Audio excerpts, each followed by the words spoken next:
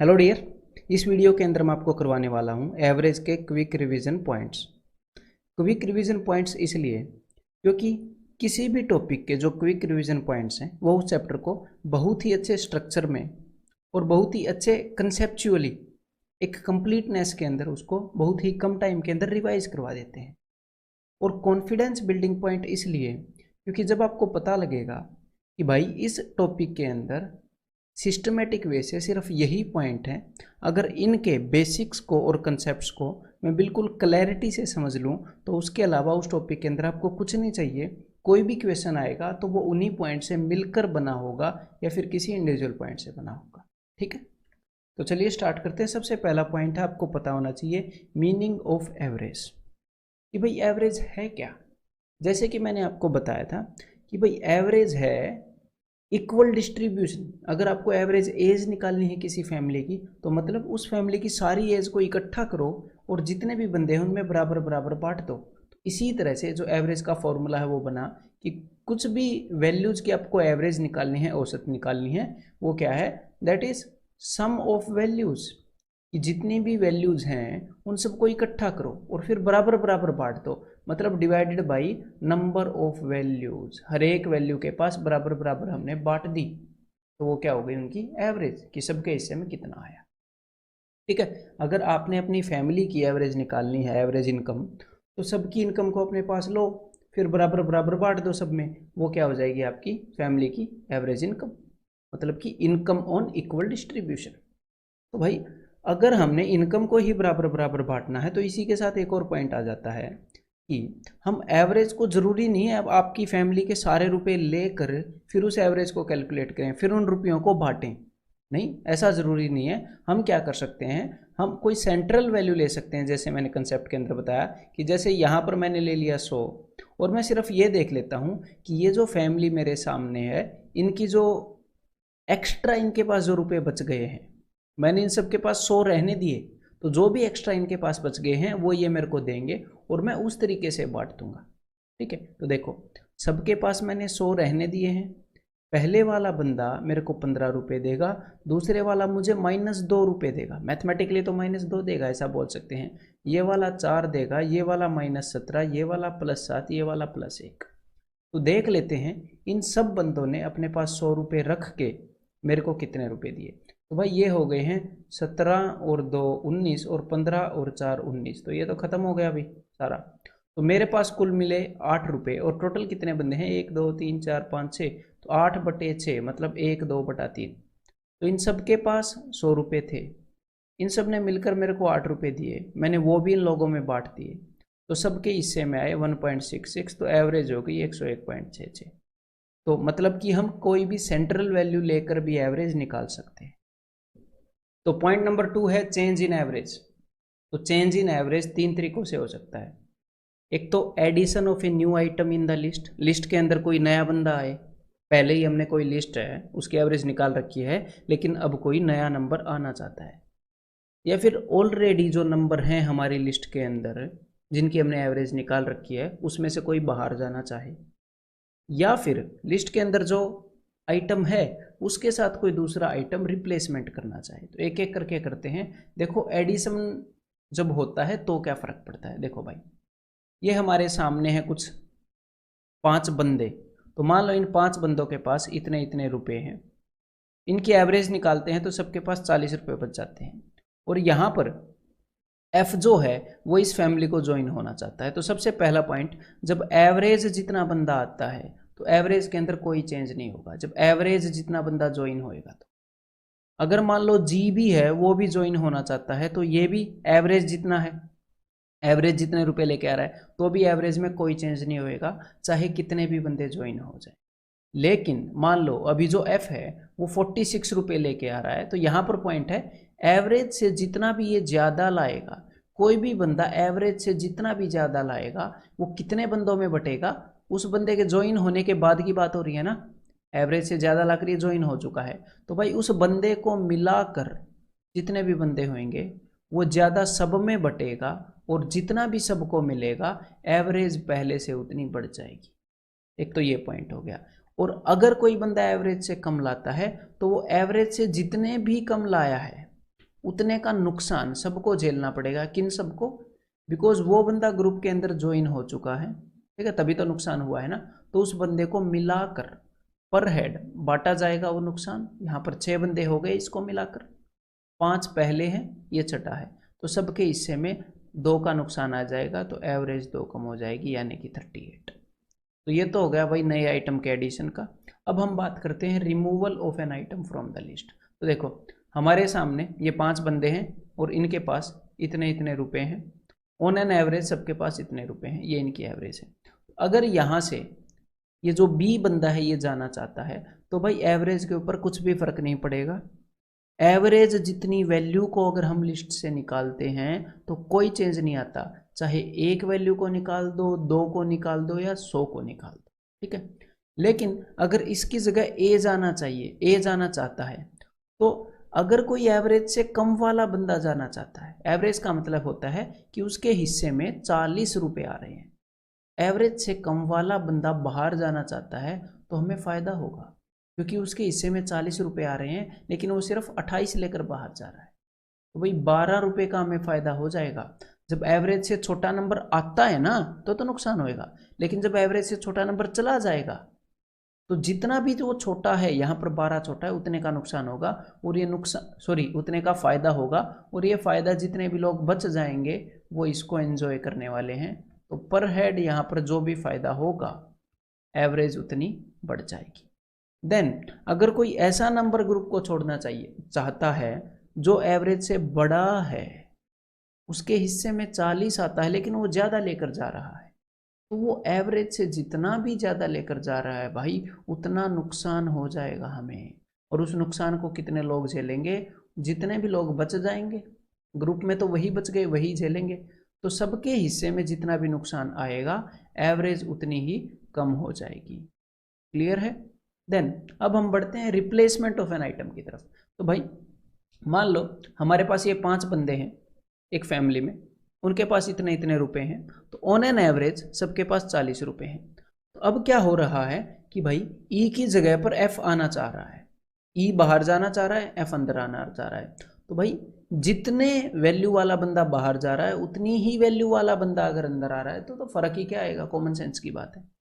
83 बाहर जा रहे हैं, 83 अंदर आ रहे हैं, लेकिन इसकी जगह अगर 83 बाहर जा रहे हैं, 88 अंदर आ रहे हैं, तो सीधी सी बात है भाई जितने ज़्यादा रुपए लेकर बंदा ग्रुप में आ रहा है उतना ही फायदा होगा, और फायदे को कितने लोग बांटेंगे? जो ग्रुप से निकल गया वो तो नहीं बांटेगा। तो जब ये एफ ग्रुप के अंदर घुस गया तो ग्रुप में तो अभी भी 5 ही बंदे हैं, 1 2 3 4 5, ई चला गया, एफ आ गया, तो सारे लोग बांट लेंगे जितने भी ग्रुप में होंगे, और उतनी ही एवरेज बढ़ जाएगी जितना सबके हिस्से में फ़ायदा आया। ठीक है, तो एक तो ये बात हो गई। और अगर ये जो एफ है ये कम लेकर आ रहा है, तो भाई कम लेकर आएगा तो सीधी सी बात है नुकसान हो जाएगी। 83 की जगह सिर्फ 78 आ रहा है तो 5 का नुकसान हो जाएगा, और कितने लोग बांट लेंगे? रिप्लेसमेंट के बाद भी 5 ही होंगे, तो एवरेज उतनी कम हो जाएगी जितना नुकसान हर एक के हिस्से में आ रहा है। ठीक है, और इसी पॉइंट्स के साथ मैं एक और पॉइंट यहाँ पर रखना चाहूँगा, एवरेज एज क्वेश्चंस का, क्योंकि ये अलग से कोई पॉइंट नहीं है, इनके अंदर भी यही सारे कंसेप्ट लगते हैं। कोई बंदा ग्रुप में जुड़ता है अलग एज का, कोई कुछ एज का निकल जाता है, कोई रिप्लेसमेंट हो जाती है, लेकिन यहाँ पर जो अलग बातें आपको ध्यान रखनी है वो ये हैं, जब भी कोई बंदा पैदा होता है, जब भी कोई बंदा पैदा होता है तो उसकी एज 0 होती है, कभी कभी स्टूडेंट ये बातें भूल जाते हैं। और जब भी कोई बंदा मर जाता है तो उसकी जितनी भी एज थी उतनी तो सिस्टम से डिलीट हो जाती है, और एक बंदा खत्म हो जाता है, वहीं पर नंबर ऑफ पर्सन कम हो जाते हैं। तो दो तो ये छोटी छोटी बात, और एक ये बात कि एक फैमिली के अंदर चाहे कितने भी बंदे हों, 1 बंदा हो, 2 बंदा हो, 3 बंदे हो या 1 करोड़ बंदे हो, 1 साल के अंदर सबकी उम्र 1 साल बढ़ती है। तो इनकी एवरेज जितनी भी थी उससे 1 साल बाद इनकी एवरेज 1 बढ़ी होगी। क्यों? क्योंकि सबकी उम्र 1 बढ़ गई होगी। और आज अगर किसी फैमिली की एवरेज एज 30 है तो 10 साल बाद उस फैमिली की एवरेज एज 40 हो जाएगी। फैमिली अगर उसमें नंबर ऑफ पर्सन ना बदले तो, बीच में कोई मर जाए पैदा हो जाए तो नहीं, अगर वही बंदे रहें तो। ठीक है, 15 साल बाद उनकी फैमिली की एवरेज एज 15 साल ज़्यादा रही। ठीक है, अब तीसरा पॉइंट है effect on average due to changes in numbers. तो देखो हमारे सामने 5 नंबर हैं, ये इनकी एवरेज है, तो इन नंबर्स के अंदर अगर कुछ चेंजेस होते हैं तो उनका असर क्या पड़ता है वो मैं आपको बताऊंगा। अगर हर एक नंबर के अंदर आपने 5 ऐड कर दिया, एवरेज होती क्या है? एवरेज होती है कि हर एक नंबर के पास है कितना इक्वली डिस्ट्रीब्यूशन पर, 25 है, और हर एक में आप 5 5 और ऐड कर दो तो हर एक के पास 30 हो जाएगा, तो एवरेज हो जाएगी 30। तो हर एक नंबर के अंदर जितना जोड़ोगे एवरेज उतनी बढ़ जाएगी। If 3 is subtracted from each number, हर एक नंबर में से जितना घटाओगे, आपने हर एक नंबर से 3 छीन लिया, एवरेज उतनी ही घट जाएगी। सिंपल सी बात है, ठीक है। इफ 10 इज एडिड टू ए, तो भाई सिर्फ ए के अंदर 10 जोड़ा है तो एवरेज होती है भाई पर हेड, हर एक नंबर को कितना फायदा या नुकसान हुआ, तो पूरे ग्रुप को जो भी फायदा हुआ है वो हर एक नंबर में बटेगा और सबके हिस्से में जो आएगा एवरेज उतनी ही बढ़ेगी। तो यहाँ पर 5 नंबर हैं, सबके हिस्से में 2 आएगा, तो इस बात के कारण एवरेज 27 हो जाएगी। If 20 is added to E and 5 is subtracted from B, तो ई के अंदर 20 ऐड किया, मान लो ग्रुप को 20 का फायदा हुआ और बी में से 5 सब्ट्रैक्ट कर दिया, तो भाई ओवरऑल इन 2 कामों के कारण ग्रुप को 15 का फायदा हुआ। ये फायदा सब में बटेगा, यहाँ पर A B C D E 5 बंदे हैं तो हर एक बंदे के हिस्से में 3 का फायदा आएगा, तो एवरेज 3 बढ़ जाएगी। यहाँ पर आपको क्या देखने को मिला कि अगर किसी नंबर के अंदर कुछ ऐड कर दें, कुछ सब्ट्रैक्ट कर दें, तो हम ये देखेंगे कि क्या हम ये जान पा रहे हैं कि ओवरऑल कितना फ़ायदा हुआ, ओवरऑल कितना नुकसान हुआ, और क्या हम उसको बांट पा रहे हैं, और हर एक के हिस्से में जितना भी फ़ायदा या नुकसान आएगा वही असर सीधा सीधा एवरेज के ऊपर पड़ने वाला है, ठीक है। If A is multiplied by 2, अगर किसी एक या 2 नंबर को किसी चीज़ से मल्टीप्लाई करें और हमें उन नंबर की वैल्यू ना पता हो, तो हमें ये नहीं पता चलेगा, मल्टीप्लाई की चाहे चाहे डिवाइड भी करें तो हमें ये नहीं पता चलेगा कि भाई ओवरऑल कितने का गेन हुआ या कितने का लॉस हुआ। और अगर हमें यही नहीं पता चलेगा ओवरऑल कितने का फ़ायदा या नुकसान हुआ, तो ये तो पता ही नहीं चलेगा कि पर हेड कितने का फ़ायदा या नुकसान होगा। तो इस केस में जो आंसर है वो हो जाएगा भाई कैन नॉट से, ठीक है। Then if each number is multiplied by 5, लेकिन जब हर एक नंबर को ही 5 गुना कर दिया गया तो इन नंबर्स का जो सम है वो भी 5 गुना हो जाएगा भाई, और नंबर्स का सम 5 गुना हो गया तो जब हम उस नंबर्स के सम को बराबर बराबर बांटेंगे तो पहले से 5 गुना चीज़ हर एक के हिस्से में आएगी। अगर हर एक नंबर को किसी चीज़ से मल्टीप्लाई करेंगे तो एवरेज भी उतने ही गुना हो जाएगी, और हर एक नंबर को किसी नंबर से डिवाइड करेंगे, मतलब जिन भी आइटम्स की हमने एवरेज निकाली है हर एक आइटम को 2 से डिवाइड करेंगे तो एवरेज भी 2 से डिवाइड हो जाएगी, आधी हो जाएगी, ठीक है। If A is multiplied by 2 and B is multiplied by 3, तो देखो यहाँ पर तो पता ही नहीं चल रहा, ए को 2 से गुना किया तो भाई कितने का फायदा हुआ। अगर सबको 5 से कर रहे थे तो अलग बात थी, तो सब कुछ 5 गुना हो गया था, ठीक है। तो अब बी को 3 गुना कर रहे हैं तो इससे हमें कुछ असर पता ही नहीं चल रहा कि भाई पहले के कंपैरिजन में कितना ज़्यादा मिल गया हमें, क्योंकि हमें ए और बी की वैल्यू नहीं पता है। तो यहाँ पर भी आंसर क्या हो जाएगा, कैन नॉट से, कह नहीं सकते। If each number is increase by 20%, और जब किसी भी जब हर एक नंबर को आप 20% बढ़ाते हो, 10% बढ़ाते हो या 30% घटाते हो, कुछ भी करते हो, तो परसेंटेज बढ़ाने और घटाने में नंबर जो हैं वो मल्टीप्लाई होते हैं। 20% बढ़ाना मतलब 6/5 गुना करना। तो अगर हर एक नंबर को जितने भी गुना आप करोगे एवरेज भी उतने गुना हो जाती है। यही तो किया अभी छठे पॉइंट के अंदर, ये if each number is multiplied by 5। तो अगर हर एक नंबर को 20% बढ़ाया तो एवरेज भी 20% बढ़ गई, हर एक नंबर को 15% घटाया तो एवरेज भी पहले से 15% घट गई, ठीक है भाई।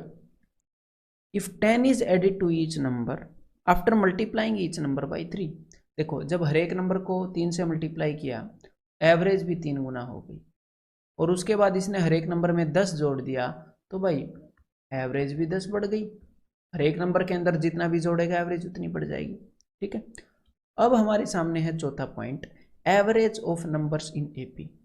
तो जब भी नंबर्स एपी में होते हैं तो उनकी एवरेज होती है मिडल नंबर।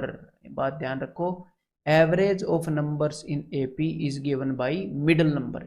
एपी में जो बीच वाला नंबर है उससे औसत पता लगती है। और जब एपी के अंदर एपी होती है जब सेम गैप हो, जैसे 10 का 10 का 10 का, इतना तो अब तक आपको पता ही होगा। और हिंदी में इसको बोलते हैं समांतर श्रेणी, समानांतर श्रेणी भी बोलते हैं। और जब इस एपी के अंदर समांतर श्रेणी के अंदर इवन नंबर हो, उस वक्त बीच में कोई नंबर आएगा ही नहीं। उस वक्त जो एवरेज है वो एग्जैक्टली बीच में होगी। जो दो बीच वाले नंबर है ना, उनकी एवरेज ले लेना, या फिर अपनी कॉमन सेंस से देख लेना इन दोनों के बीच में क्या है, 55, एक ही बात है, वो एवरेज होगी। और जब नंबर्स एपी में हैं और हम बीच वाला नंबर निकालने में कंफर्टेबल ना हो, लेकिन हमें फर्स्ट नंबर पता लग जाए और हमें लास्ट नंबर पता लग जाए, तो एवरेज जब नंबर्स एपी में है तो फर्स्ट और लास्ट नंबर की जो एवरेज होती है वो भी पूरी एपी की एवरेज के बराबर होती है। एवरेज ऑफ एपी, ये पॉइंट आपने लिखना है, average of numbers in AP is equal to middle number and is equal to average of first and last number. ठीक है।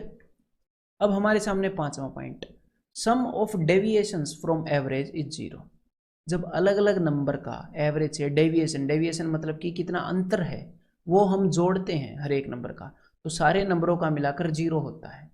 ठीक है, क्योंकि एवरेज से कोई नंबर कुछ ज़्यादा होगा तो उसको बैलेंस करने के लिए कहीं ना कहीं कोई नंबर कुछ ना कुछ कम भी होंगे।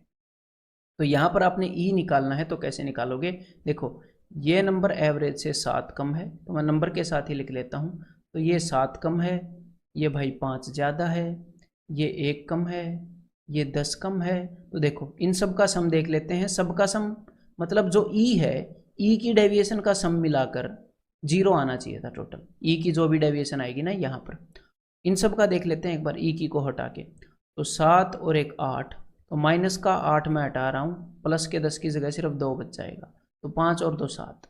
तो भाई ई को हटाकर बाकी सब ने प्लस का 7 दिया है।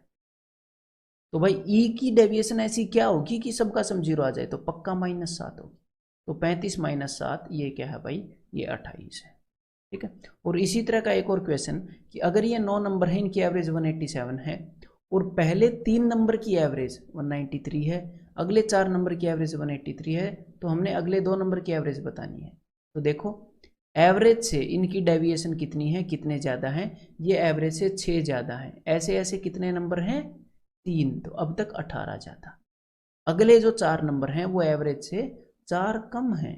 ऐसे ऐसे कितने नंबर हैं, 4। तो अब तक डेविएशन का सम -16, यहाँ पर +18, इन सब की डेविएशन का सम आ गया +2।